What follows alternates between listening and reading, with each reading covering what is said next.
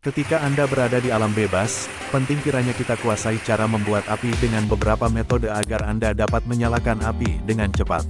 Api menjadi hal yang penting dalam hampir semua kegiatan di alam bebas. Tanpa api kita tidak bisa memasak atau bahkan sekadar membuat kopi panas. Membuat api tanpa adanya korek tidaklah semudah yang kita pikirkan. Ada 3 unsur dasar pembuat api, yaitu sumber api, bahan bakar dan udara. Sumber api. Anda bisa menggunakan korek api, pemantik atau sejenisnya.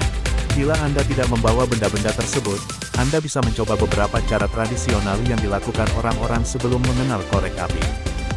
Gunakan bahan-bahan yang mudah terbakar, seperti kertas, ranting kering, daun kering, serbuk kayu kering atau benda lainnya yang bisa digunakan sebagai pemancing nyala api. Gerakan udara diperlukan untuk mendorong laju api agar mudah menjalar. Cara yang paling mudah adalah dengan meniup ke arah yang diinginkan.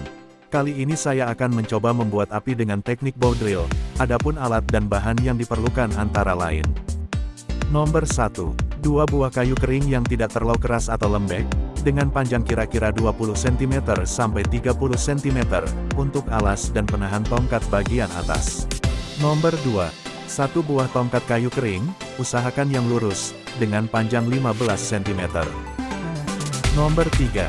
1 buah ranting kayu yang masih basah atau setengah kering dengan panjang kira-kira 60 cm, untuk membuat busur. Nomor 4. Tali. Bisa menggunakan tali apa saja, seperti tali marlon atau tali pramuka, tali pusik, tali sepatu dan lainnya. Nomor 5. Serabut atau daun kering untuk pemancing nyala api di awal, dan ranting-ranting kering untuk membuat api yang lebih besar. Langkah pertama, ikatlah tali pada ranting kayu sehingga berbentuk seperti busur panah. Ukur tali jangan terlalu kendur atau terlalu kencang.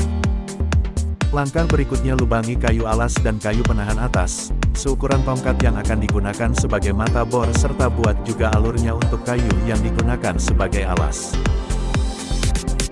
Tahap berikutnya yaitu lilitkan tali dengan tongkat mata bor, kemudian taruh tongkat di atas kayu alas dan seimbangkan dengan kayu yang satunya untuk menahan tongkat bagian atas.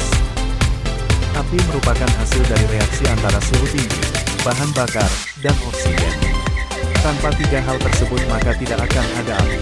Untuk membuat reaksi tersebut maka prosesnya adalah sebagai berikut. Gesekan yang timbul antara spindel yang diputar dengan bantuan bowl di atas papan akan menghasilkan suhu tinggi, panas yang akan menghanguskan permukaan papan dan permukaan.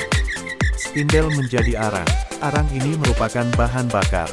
Jika tangan kita yang memegang handhold soket menambah tekanannya maka friksi, gesekan akan makin besar dan suhu pun akan meningkat. Pada papan harus dibuat sebuah potongan berbentuk V yang ujungnya bertemu di pusat lubang hasil pemboran oleh spindel agar ada udara yang membawa oksigen masuk ke lokasi terjadinya gesekan.